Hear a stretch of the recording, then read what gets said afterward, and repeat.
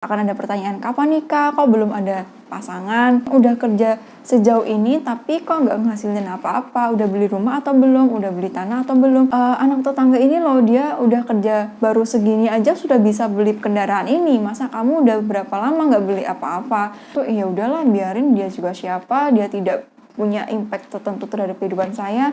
Ya udahlah, terserah mau ngomong apa. Terlalu ambil pusing terhadap apapun yang dikatakan oleh orang lain terhadap kehidupan kita.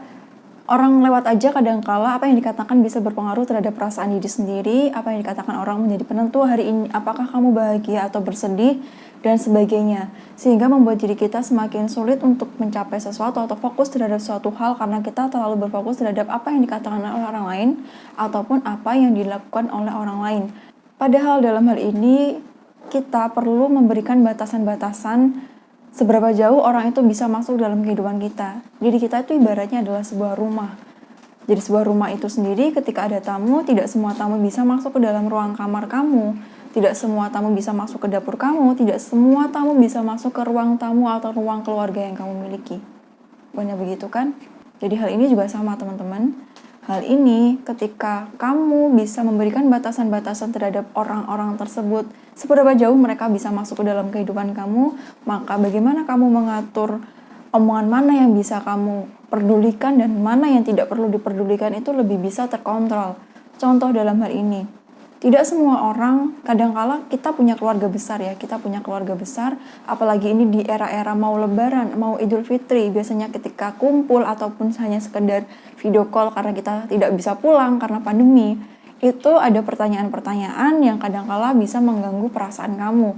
Seperti halnya ketika kamu sekarang udah pada usia dewasa, akan ada pertanyaan, kapan nikah? Kok belum ada pasangan? Contoh seperti itu. Atau hal lain, udah kerja sejauh ini tapi kok nggak ngasilin apa-apa? Udah beli rumah atau belum? Udah beli tanah atau belum? Udah punya ini atau belum? Terus lagi, anak tetangga ini loh, dia udah kerja baru segini aja sudah bisa beli kendaraan ini. Masa kamu udah berapa lama nggak beli apa-apa?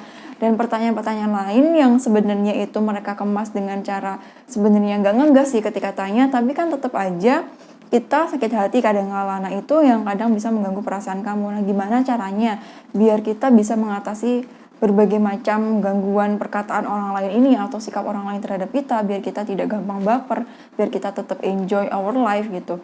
Jadi kita perlu meletakkan batasan-batasan. Contoh misalkan hanya orang tertentu yang bisa masuk ke ruang kamar kamu, sehingga apa yang dia katakan kita bisa lebih mendengarkannya. Contoh misalnya orang tua yang baik dalam hal ini orang tua yang baik.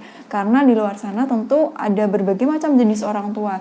Ada orang tua yang mohon maaf toksik, segala perkataannya itu ingin selalu diikuti tanpa memperhatikan pendapat anaknya. Ada orang tua yang open terhadap anaknya. Nah dalam hal ini orang tua yang baik itu bisa saja kamu masukkan ke dalam ruang tamu keluarga kamu, sehingga apa yang mereka katakan itu lebih bisa berpengaruh. Dan kalau dia bukan orang tua kamu, misalnya saja contoh teman kamu bilang, loh kok kamu sekarang gendutan, misalnya seperti itu, atau loh kok kamu belum punya pasangan udah segini tahun. Nah itu tidak lagi berpengaruh karena kamu membiarkan dia di ruangan luar saja, kamu tidak mengizinkan dia masuk lebih dalam di dalam ruang keluarga kamu, misalnya contoh seperti itu. Jadi kita perlu menaruh batasan-batasan ini biar kita tidak gampang baper terhadap perkataan orang. Contoh ketika orang ini tidak begitu penting atau tidak begitu berharga bagi kamu, apa yang dia katakan tentu ya udahlah, biarin, dia juga siapa, dia tidak punya impact tertentu terhadap kehidupan saya. Ya udahlah, terserah mau ngomong apa.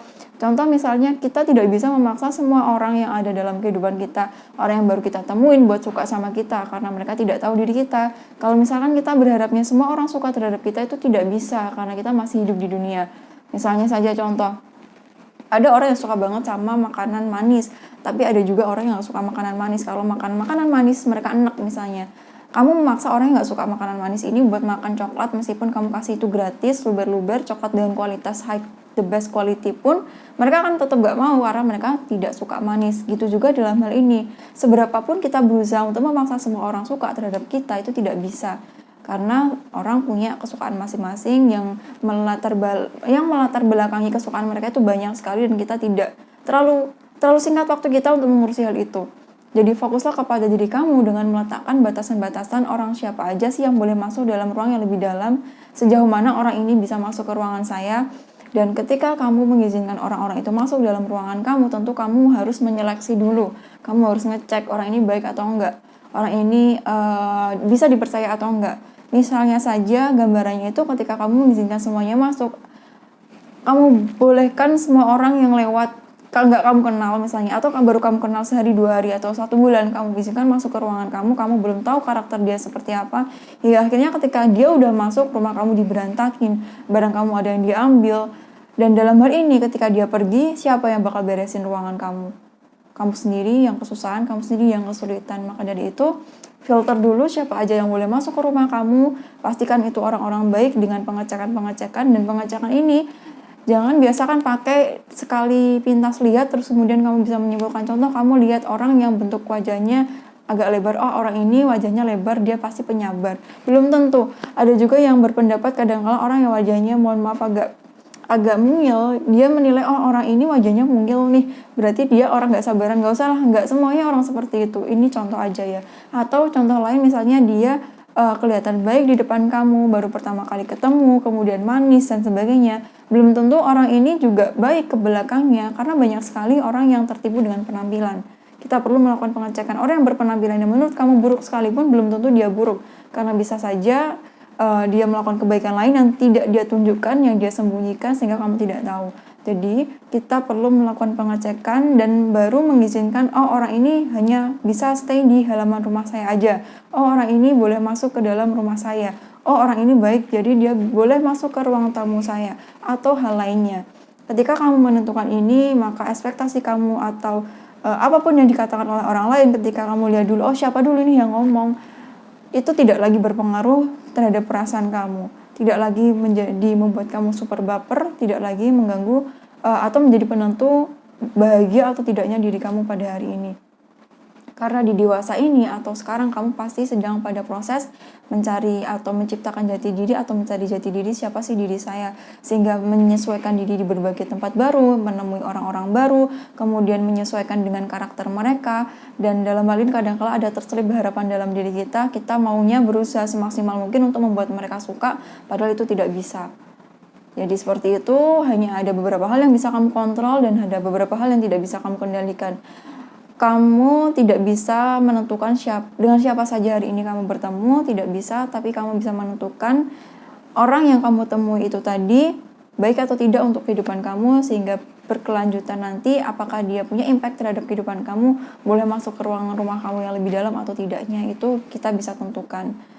Terus kemudian lagi, bagaimana perasaan mereka terhadap diri kamu, kita tidak bisa memastikan mereka semua suka. Seberapa besar pun kita berusaha, kalau orang nggak suka ya nggak suka, biasanya seperti itu. Jadi seperti itu, perasaan orang lain nggak bisa kita kontrol, perilaku mereka terhadap kita nggak bisa kita kontrol. Yang bisa kita kendalikan adalah bagaimana kita bersikap, bagaimana kita berperilaku. Bahkan perasaan kita nggak bisa kendalikan, kita hanya bisa mengendalikan reaksi kita terhadap perasaan yang kita rasakan. Jadi seperti itu. Semoga ini membantu sehingga kamu bisa lebih mudah mengatur ekspektasi kamu terhadap orang-orang yang ada di sekitar kamu, biar nggak gampang baper, biar lebih bisa kontrol rasa, sehingga kamu bisa enjoy your life, kamu bisa menikmati kehidupan yang kamu miliki saat ini.